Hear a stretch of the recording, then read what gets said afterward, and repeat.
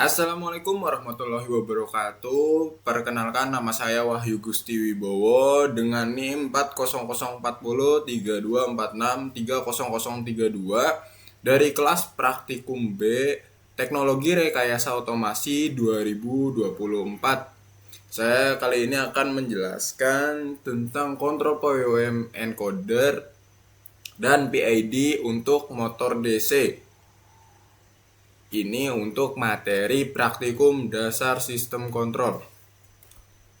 Oke, kita lanjut ke pengertian PWM yang pertama. PWM atau Pulse Weight Modulation adalah teknik pengaturan daya pada beban listrik menggunakan listrik digital berbentuk pulsa.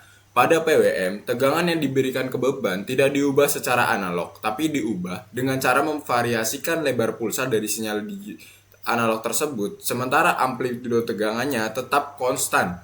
Fungsi utama dari PWM adalah PWM itu digunakan untuk mengatur daya yang diberikan kepada elemen elektrik seperti motor DC, LED, dan perangkat lainnya dengan efisien karena memiliki sedikit kehilangan daya.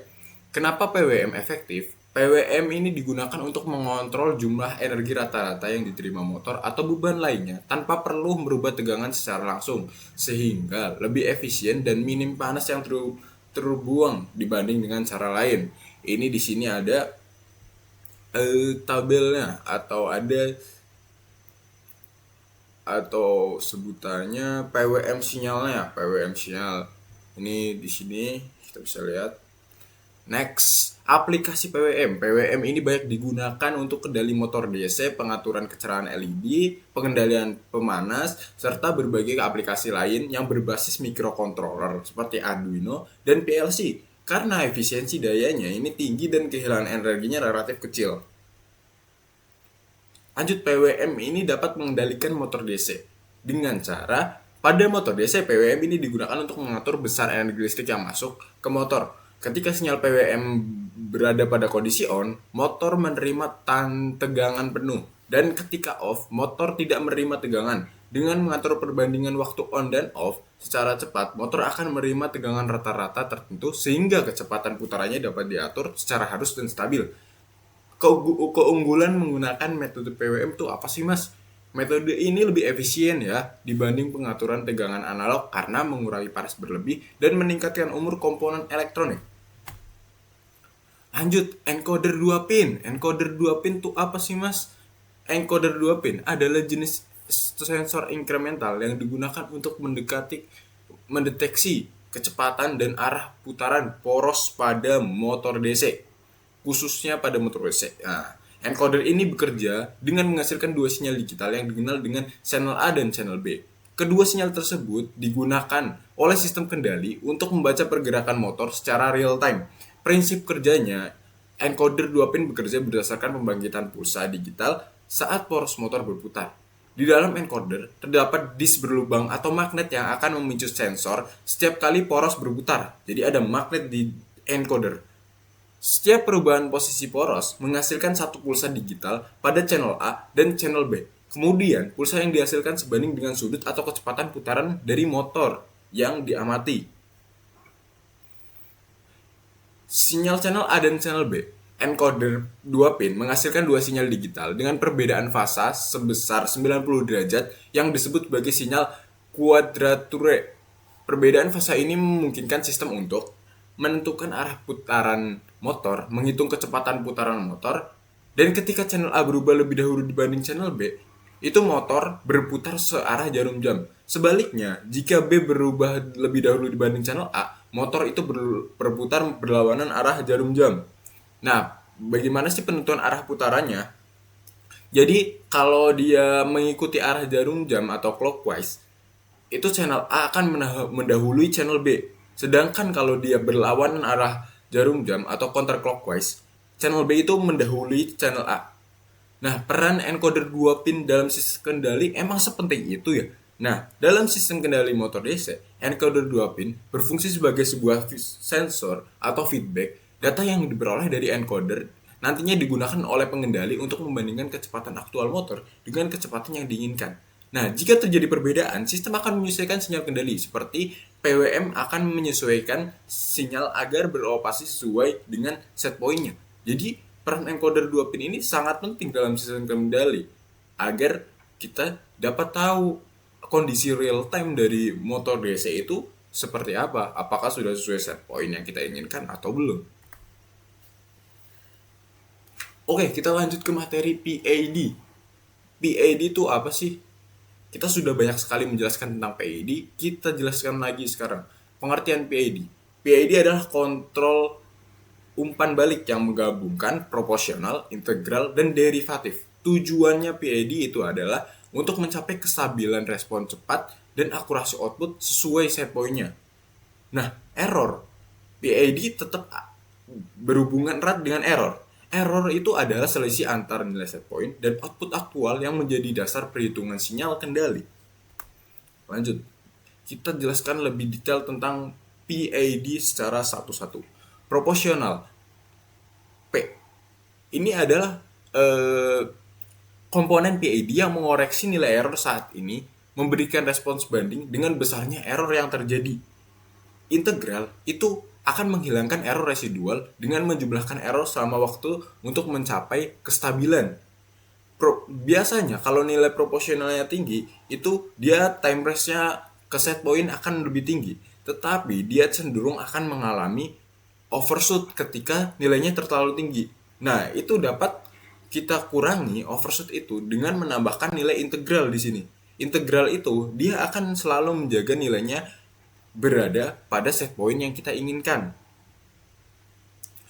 Tapi jika nilai integral terlalu tinggi, nanti peredaman itu akan terlalu atas bawah, jadi nilainya terlalu jauh dari set point. Jadi tidak boleh terlalu tinggi juga. Sedangkan derivatif di sini adalah sebuah rem untuk merespon perubahan error, mencegah overshoot dan meningkatkan stabilitas sistem kendali. Jadi ketika ada suatu frekuensi tinggi yang tiba-tiba, derivatif ini berperan sebagai remnya. Ketika nilai derivatif ini ditambahkan, dia adalah sebuah rem untuk suatu sistem kontrol jika ada suatu fluktuasi yang terlalu tinggi. Pengendalian kecepatan. Pengendalian kecepatan motor DC menggunakan konsep motor kontrol PID dalam sistem closed loop adalah metode efektif untuk mencapai kestabilan dan respon cepat. Dalam sistem ini, sensor mengukur kecepatan aktual motor dan memberikan umpan balik kepada controller. Controller kemudian menyesuaikan sinyal keluaran untuk memastikan motor beroperasi sesuai dengan set point yang ditentukan, sehingga meningkatkan akurasi dan efisiensi pengendalian. Manfaatnya apa? Manfaat dan aplikasi kontrol PID pada motor DC. Kontrol PID pada motor DC akan membawa banyak manfaat dalam sistem otomasi industri, seperti dia akan meningkatkan stabilitas pada motor DC, kecepatan responnya akan meningkat, dan akurasi pengendaliannya jauh lebih teratur dengan menggunakan PID. Nah, PID ini sangat penting. Kenapa? Kontrol PID ini memiliki peran paling krusial dalam sistem otomasi modern, terutama dalam pengadilan motor DC dengan kemampuan untuk menciptakan stabilitas dan akurasi. Kontrol ini memastikan respon cepat terhadap perubahan set point. Manfaat praktisnya terlihat dalam berbagai aplikasi industri, dari robotika, sistem otomatisasi, mendorong inovasi, dan efisiensi dalam teknologi yang terus berkembang. Jadi, kontrol PID ini sangat penting dalam sistem otomasi modern. Kita lanjut ke pengertian untuk percobaan pertama pada Simulink. Percobaan ini bertujuan untuk mengurangi noise pada sinyal encoder motor DC agar grafik kecepatannya menjadi lebih halus dan mudah dianalisis. Noise dapat muncul akibat getaran mekanik, ketidaksempurnaan sensor, maupun gangguan dari sinyal digital. Low pass filter bekerja dengan melewatkan sinyal frekuensi lebih rendah dan meredam sinyal frekuensi lebih tinggi.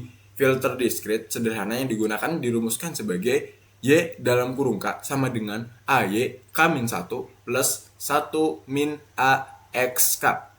Dengan XK itu sinyal masukan dari encoder, YK itu sinyal keluaran dari hasil filter, alpha itu adalah konstanta filter dengan 0 lebih kecil dari A dan A lebih kecil dari 1. Pada simulasi, filter diimplementasikan menggunakan block delay, gain, summer, Hasil percobaan menunjukkan bahwa sinyal encoder menjadi lebih mulus, tapi pemilihan nilai alpha harus disesuaikan agar tidak menghilangkan respon dinamis sistem. Pada Simulink, low pass filter diimplementasikan menggunakan komunikasi block delay, unit delay untuk merepresentasikan YK-1, YK-1.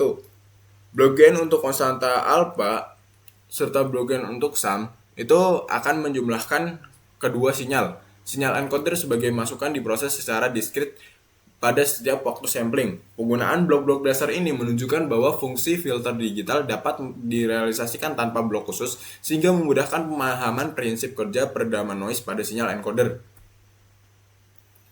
Perhitungan kecepatan motor dari data encoder. Perubahan ini bertujuan untuk menghitung kecepatan putaran motor DC dalam satuan RPS, rotation per second, dan RPM, rotation per menit. Berdasarkan data encoder, encoder menghasilkan pulsa yang bertambah seiring perubahan posisi motor. Langkah perhitungan dilakukan dengan menggunakan perubahan jumlah pulsa encoder dalam interval waktu tertentu. Alpha pulsa dibagi alpha waktu.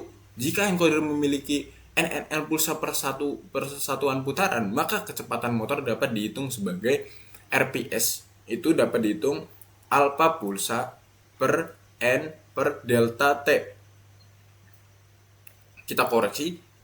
Jadi untuk satuan interval waktu tertentu, delta pulsa dibagi delta T. Jika encoder memiliki pulsa per satuan putaran, maka kecepatan motor dihitung sebagai untuk RPS, delta pulsa min N dikali delta T. Untuk RPM, RPS itu dikali 60. Pada Simulink, proses konversi kecepatan dilakukan menggunakan block difference atau subtract untuk menghitung perubahan jumlah pulsa encoder, block gain untuk pembagian dengan jumlah pulsa per putaran dan waktuan sampling, serta block gain tambahan untuk konversi dari RPS ke RPM. Seluruh proses dirangkai menggunakan blok aritmatika dasar sehingga alur perhitungan kecepatan motor diamati secara jelas. Pendekatan ini membantu memahami bagaimana data posisi encoder diubah menjadi sinyal kecepatan yang nantinya siap digunakan dalam sistem kontrol. Percobaan ketiga, pengendalian kecepatan motor menggunakan discrete PID. Percobaan ini menggunakan blok discrete PID bawaan untuk mengendalikan kecepatan motor DC secara closed loop. Set point kecepatan ini dibandingkan dengan kecepatan aktual motor untuk menghasilkan error. Jadi kita di sini menghitung errornya. EK sama dengan RK dikurangi YK. Error tersebut diproses oleh kontrol PID discrete dan keluarnya digunakan sebagai sinyal PWM untuk mengatur tegangan motor. Alur sistem kontrolnya adalah set point ke error, setelah itu ke PID, ke PWM, setelah itu masuk ke motor, motor masuk ke encoder, encoder akan memberikan feedback balikan. Feedback yang membandingkan set point-nya dengan kondisi real time. Penggunaan PID discrete mengeluarkan beberapa parameter. Ya pastinya PID, proporsional, integral, dan derivatif. Yang kedua, waktu samplingnya. Waktu sampling harus disesuaikan dengan dinamika sistem agar kontrol berjalan stabil. Percobaan ini berhasil menunjukkan prinsip kerja PID discrete, namun proses tuning parameter masih perlu penjelasan lebih lanjut untuk memperoleh performa sistem yang lebih optimal. Perancangan PID discrete secara manual. Percobaan ini bertujuan untuk membangun kontrol PID discrete secara manual tanpa menggunakan blok bawaan. Pendekatan ini membantu memahami prinsip PID secara matematis dan implementatif. Komponen PID discrete dirumuskan sebagai berikut. P proporsional, PK sama dengan KP dikali EK. Integral itu dihitung dengan I K-1 plus KI dikali EK dikali TS. Derivatif dihitung dengan KD dikali EK-E K-1 dikurangi TS. Untuk sinyal kontrol PID itu PK plus 1K plus DK. Pada Simulink, PID discrete manual dirancang dengan menyusun block gain, sum, unit delay, dan divide untuk membentuk masing-masing komponen proporsional, integral, dan derivatif. Bagian integral dihasilkan menggunakan blok unit delay dan sum untuk akumulasi error. Sedangkan bagian derivatif menggunakan selisih error dan pembagian waktu sampling. Seluruh komponen kemudian dijumlahkan menggunakan blok sum untuk menghasilkan sinyal kontrol PID. Perancangan ini menunjukkan bagaimana algoritma PID dapat direalisasikan sepenuhnya dari blok-blok dasar Simulink tanpa bergantung pada blok bawaannya. Sekian presentasi PPT dari saya, kurang lebihnya mohon maaf. PPT dan simulasi dari saya, kurang lebihnya mohon maaf. Wassalamualaikum warahmatullahi wabarakatuh. Oke, kali ini saya ingin menjelaskan tentang apa yang dipraktekkan. Ini yang pertama, low pass filter percobaan satu. Langkah awalnya ini merangkai blok diagram untuk pembacaan encoder. Tantangan utamanya adalah nantinya pembacaan session real time. Adalah nanti karena bakal ada noise atau gangguan tinggi. Oleh karena itu, kami memasang low pass filter. Jadi fungsinya adalah untuk mengulangi noise atau gangguan. Nah, bisa dilihat di sini eh, pertama sampling time-nya itu diubah menjadi 0,1 detik. Ini sangat penting agar sistem memiliki jeda waktu yang cukup untuk mengambil sampel data yang valid sebelum diproses. Jadi dia ada jeda waktunya terlebih dahulu. Kita bisa langsung run di sini, kita coba percobaannya.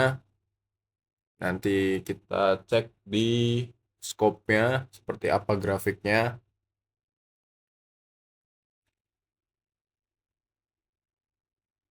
Sebentar, kita tunggu terlebih dahulu.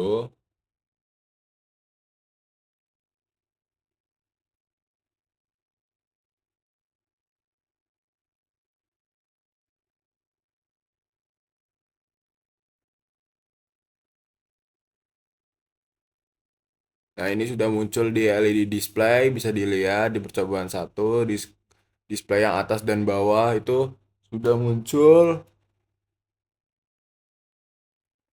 Kita cek langsung grafiknya, ini garis kuning itu adalah sinyal aslinya. Ini adalah data mentah dari encodernya. Terlihat bentuknya sangat tajam dan patah-patah dan mengandung ripple atau noise. Jika sinyal ini langsung dipakai untuk kendali motor, akan bergetar kasar. Nah, garis biru ini adalah sinyal yang sudah terfilter. Ini adalah output yang sudah melewati low pass filter. Terlihat garisnya di sini jauh lebih smooth. Jadi kesimpulannya, filter ini berhasil memotong frekuensi tinggi atau gangguan yang ada pada gerakan motor sebenarnya. Namun pastinya bakal ada sedikit delay atau keterlambatan respon dibandingkan sinyal aslinya.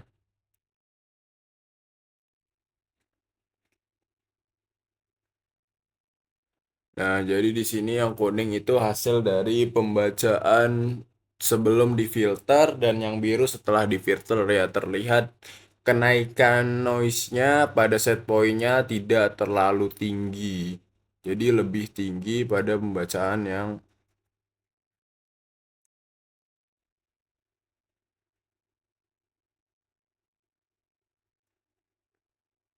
nah itu bisa dilihat speed yang sudah difilter seperti apa dan yang belum.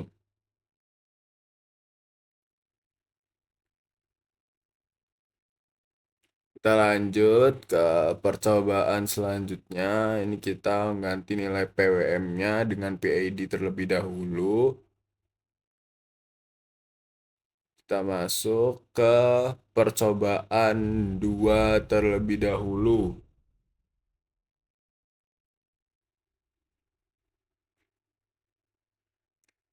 Kita coba run.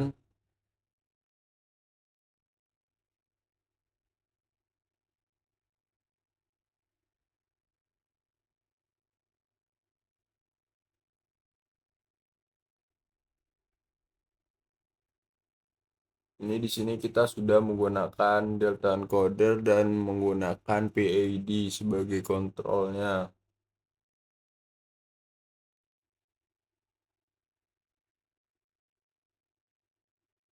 Nah, kita bisa lihat di sini datanya sudah tertampil dan ini hasil dari grafiknya. Grafik bergejolak itu dihitung dari raw pulse. Terus garis yang lebih stabil adalah hasil perhitungan setelah difilternya. Nah, yang biru itu setelah difilter dia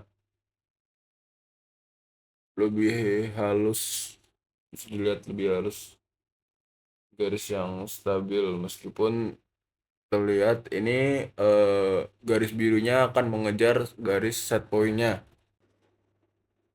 Nah, itu bisa dilihat di situ birunya akan mengejar set pointnya di situ.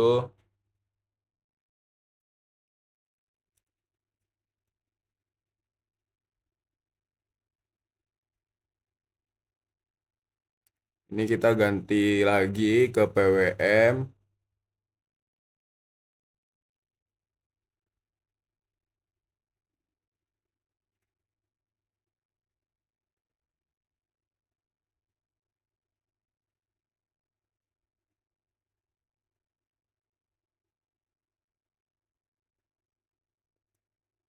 Kita akan lanjut ke percobaan berikutnya, tapi kita tunggu dulu untuk running.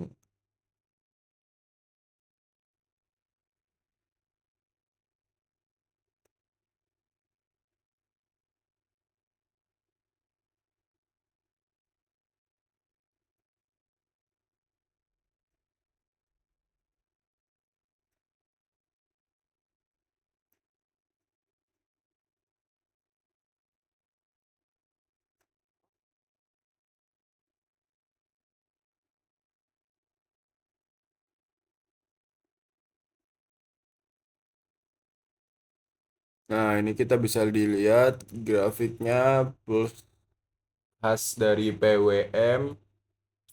Ini pengaturan PWM manual menjadi closed loop menggunakan PID controller.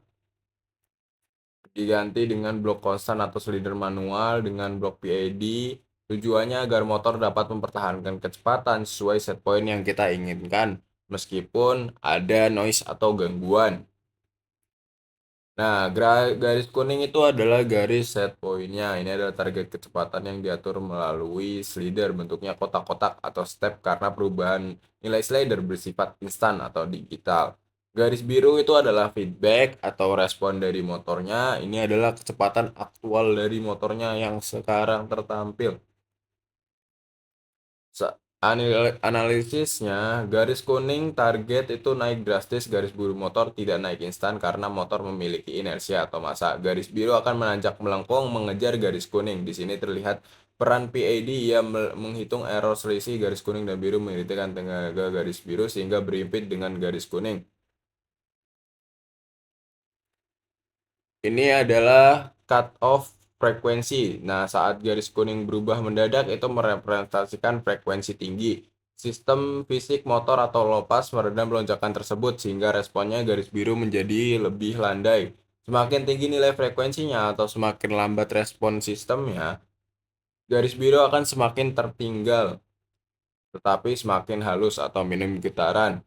Kesimpulan akhir dari ketiga percobaan ini dapat simpulkan bahwa low pass filter mutlak diperlukan untuk membersihkan noise encoder dari noise, sinyal encoder dari noise. Sampling time yang tepat 0,1 itu menentukan akurasi pembacaan kecepatan.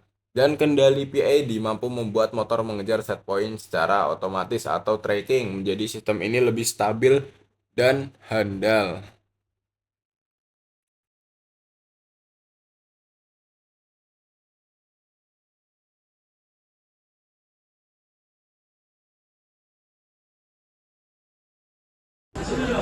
Nah, ini untuk tampilan ketika kita mempraktekannya. Dia ketika di minus akan bergerak counter clockwise. Jika dia di positif itu akan clockwise atau searah jarum jam dan berlawanan arah jarum jam. Sekian presentasi dari saya, kurang lebihnya mohon maaf. Wassalamualaikum warahmatullahi wabarakatuh.